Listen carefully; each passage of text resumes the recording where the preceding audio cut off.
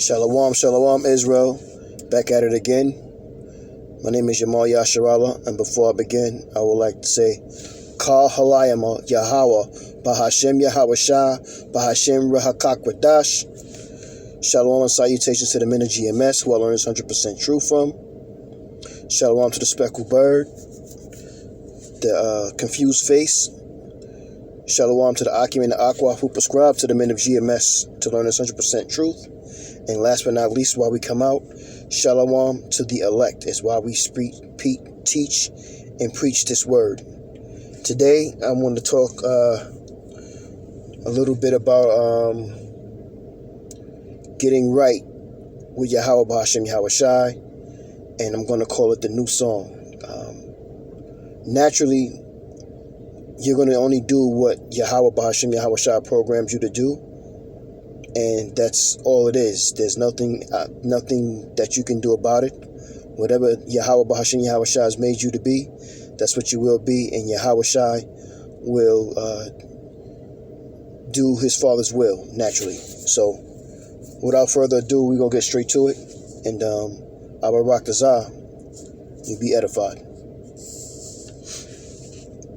First scripture I'm going to get is Psalms 149. It's a popular scripture. This is in that movie Birth of a Nation, about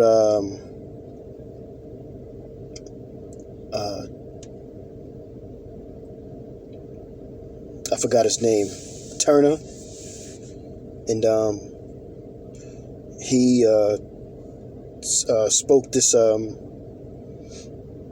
he spoke the scripture when he was on the porch, when he was trying to get when the Edomites wanted him to get the Israelites under control because they was getting out of control. But no further ado, let's get to it real quick. This is Psalms 149 and 1, and it reads, "Praise ye Yahweh, sing unto Yahweh a new song, and his praise in the congregation of saints. Let Israel rejoice in him that made him. Let the children of Zion be joyful in their king," which Zion is another word for Israel. When it says the daughter of Zion, then it's talking about the women of Israel. And by now, every time I speak of Israel or I speak about Israel, it's pertaining to the African American, so-called, the Spanish, so-called, and the Native American Indian, so-called. Those different people make up the true and real tribe of the nation of Israel. And they're really not different people. They're the same people.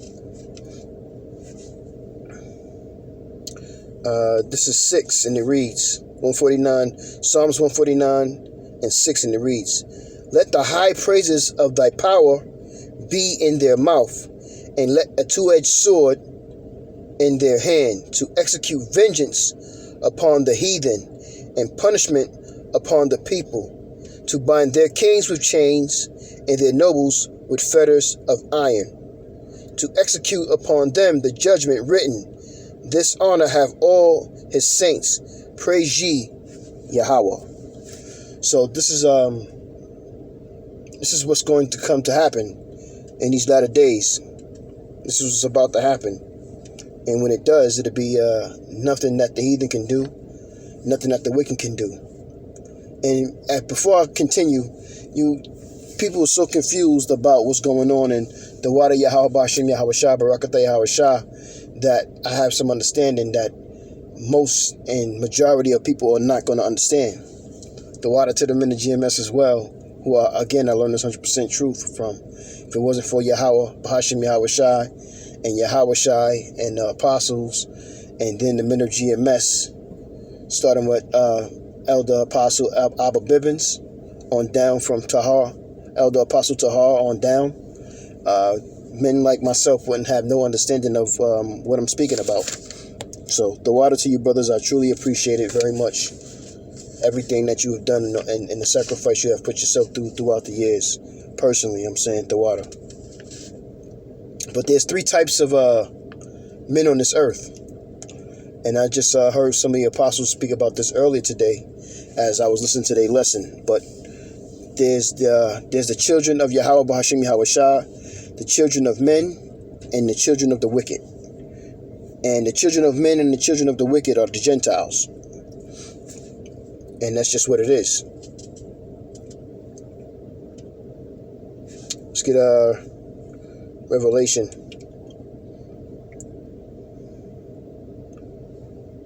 (14:3). And it reads, "And they sung as it were a new song before the throne, and before the four beasts, and the elders. And no man could learn that song, but the 144,000 which were redeemed from the earth." The 144,000 are the elect that we come out to preach and speak to on a day-to-day basis. And ultimately, that's what we're doing. We're gathering the elect so we can get ourselves prepared for these next two major prophecies to take place, which is the the MOTB, to take the CHI to the P, and World War III. So we're waiting on those prophecies to take place, and we're preparing ourselves and getting ready for all hell is about to break loose. And it's unfortunate, but at the same time, it's Abarak Tazah, that 2/3 of our people, a lot of them are women, are you're doomed. You're putting yourself in a position to be destroyed, and it has to be that way. And it's just unfortunate, but it is what it is.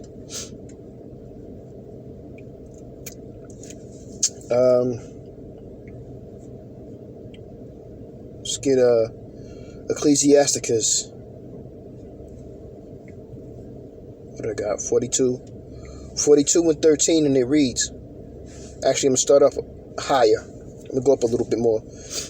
42:11, and it reads, "Keep a sure watch over a shameless daughter, lest she makes thee a laughing stock of thine enemies, and a byword in the city, and a reproach among the people, and make thee ashamed before the multitude.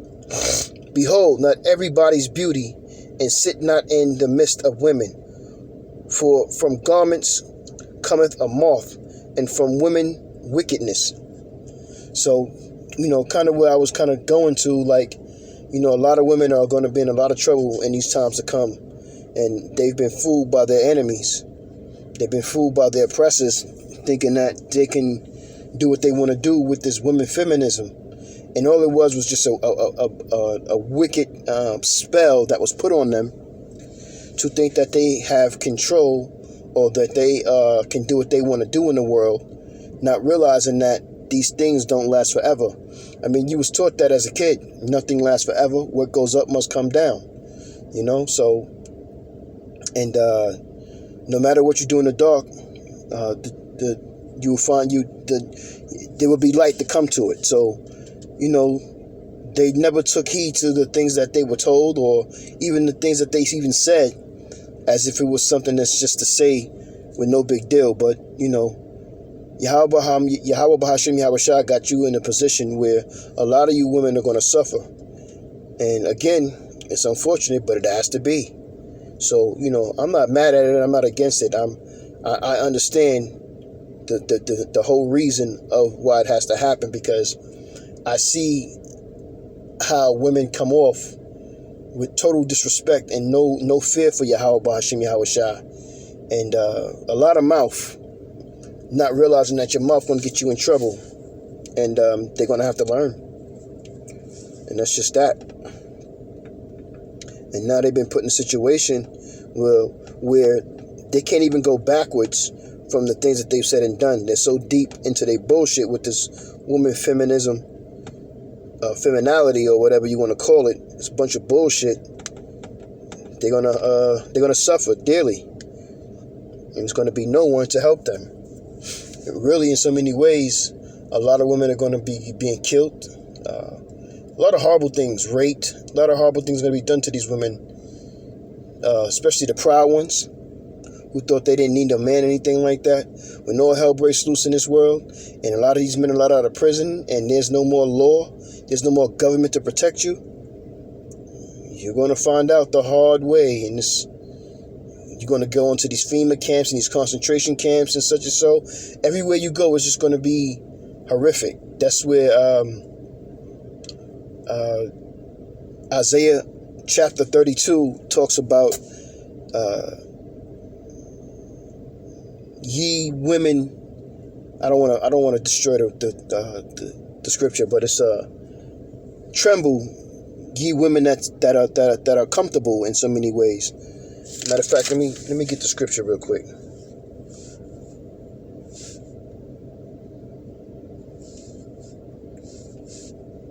Because it's going to be mayhem out here. And it's going to be nothing that you women can do.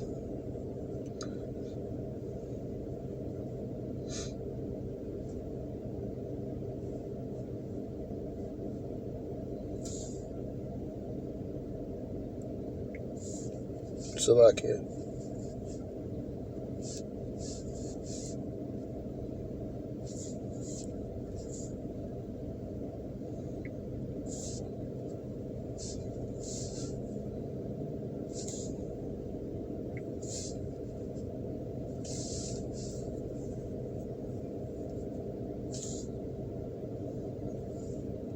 Bear with me 1 second, Israel.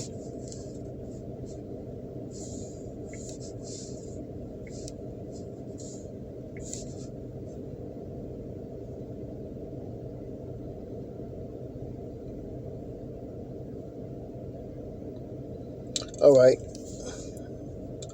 This is Isaiah 32:9, and it reads, "Rise up, ye women that are at ease. Hear my voice, you careless daughters. Give ear unto my speech. Many days and years shall ye be troubled, ye careless women, for the vintage shall fail, the gathering shall not come. Tremble, ye women that are at ease. Be troubled, ye careless ones. Strip you, and make you bare, and gird sackcloth upon your loins." So, this is Isaiah telling you through the Lord that all hell's gonna break loose, and you women are you're gonna be trembling, you're gonna be fearing Salakia, and it's just gonna be just chaos out here, and it's not gonna be nothing good to your advantage. It won't be no more feminism or anything like that going on anymore, and you will be destroyed for it.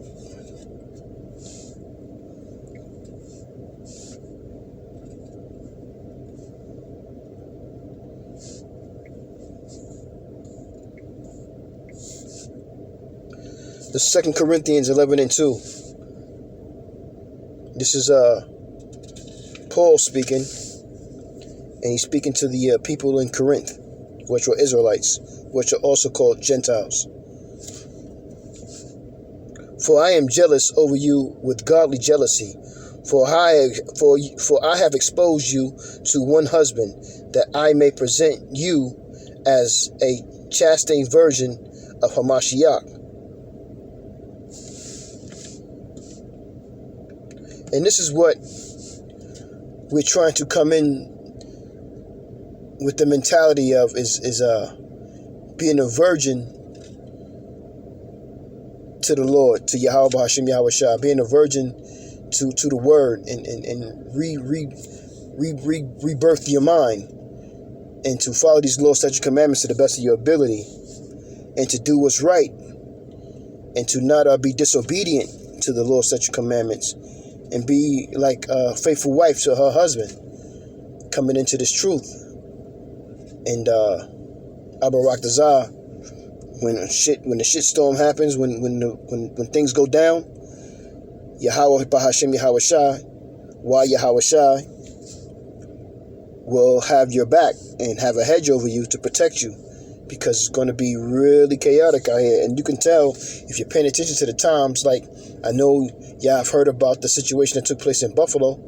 I didn't get all the information yet, but I dibbled and dabbled reading a little bit about it. But that's the Lord using the wicked to do his bidding, to destroy and I talked about this maybe last week or a couple of weeks ago, his chosen, Salakia, not his chosen, but some of his people that refuse to learn or be disobedient to the Lord's statutes and commandments. Even scoff, maybe, Let me get one more scripture and I'm going to shut it down.